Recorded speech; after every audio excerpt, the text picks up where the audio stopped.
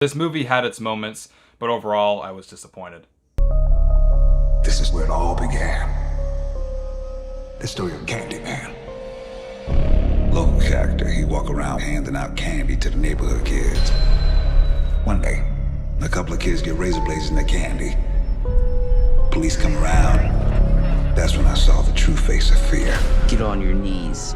Hands, hands, hands. They beat him, tortured him, killed him, right there on the spot. Okay, so Candyman is the newest horror movie to hit theaters here this year after a lot of delays because of the pandemic and everything, and this is both produced and written by Jordan Peele, so I was really looking forward to this movie, along with the trailers that I thought were really, really good. And as you heard me say in the intro, I was a little disappointed, so let's get into why. So the major thing holding this movie back is the story. So this is not a total reboot. This is more of a soft reboot where it's kind of a whole different take on the whole Candyman side of things, but it still acts like the first movie happened with Helen and everything. So it's basically going off of the first movie, and I feel like that actually kind of hurts this movie more than it helps it, and this is why I feel that way.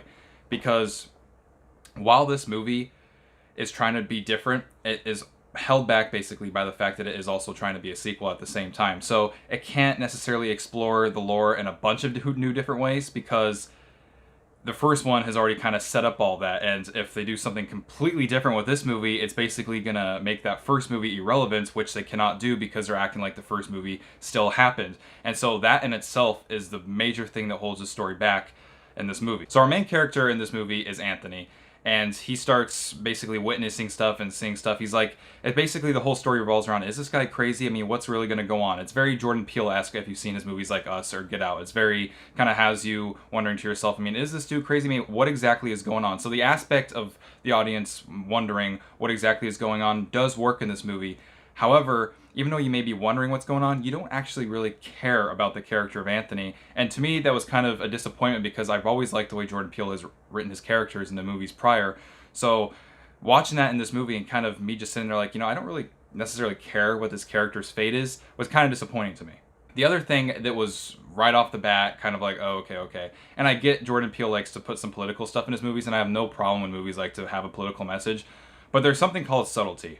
And I understand that Jordan Peele probably doesn't really care about any of that stuff, and that's fine, he can do whatever he wants. But when there's something that's so blatantly in your face, it kind of makes the audience, and you could just feel everybody in my theater at the same time, you can almost feel the eye rolls when certain dialogue and stuff would be said in this movie, because you're like, oh boy. Because if you're going to get political, at least be subtle about it. And the other thing that didn't really work in this movie was I didn't really find there to be much tension. There's one scene in the very beginning of the movie that involves a little kid going down into a basement, and that happens within the first 5 minutes of the movie, and I will say that scene in itself is very tense and perhaps maybe even a bit more tenser than anything we saw from the original Candyman. However, after that scene, nothing else really worked for me. So now that I've got all of my negatives about there, usually I start with the positives first, but I had so much negatives to say about this movie. Let's start with the positives now. As you probably saw from the trailers, the cinematography looked really cool going into this movie, and it doesn't disappoint. Going into the movie, just the way it starts and everything, the cinematography is done really well, and the way the story is told in flashbacks when they do like the little hand puppet things, not really necessarily puppets, or more kind of like paper figures and everything, but the way it's told and everything, it's actually told rather well. And I thought, for some reason, I thought that was only something that they used in like a trailer, but no, it's used in the movie as well, and don't worry, it's actually used rather well. But going off of the side note about the cinematography, the reason it's kind of crazy that some of the tension didn't work is because while the cinematography is really good in the movie, you would have thought that the way they would have shot some of the scenes, they probably would have made it a little bit more tense. And that's why it's weird that the tension didn't really work in this movie, because while the cinematography is good, and it really is good, it's some really cool shots, it never really worked as far as building tension and everything. And the movie doesn't show so much. I mean, there's a scene in the bathroom where stuff starts going down. You're more so hearing it and seeing maybe a little bit of blood splatter, but you're not seeing everything. But the scene's not really tense. And I don't know if it's the fact that I've become desensitized to this stuff because I've seen so many of these movies, or because I've seen the first Candyman movie, but it just didn't work for me. And going off of the cinematography, I thought the direction was fine as well and everything. But this movie, those are basically my two positives about this movie, is the cinematography and the direction. I guess the acting was good too, but the story in itself is really what bogs this movie down. And it's disappointing because seeing the trailers and everything, and seeing that Jordan Peele was attached, I was kind of expecting there to be this really kind of twisted story and everything. And like certain aspects, you feel that in the movie.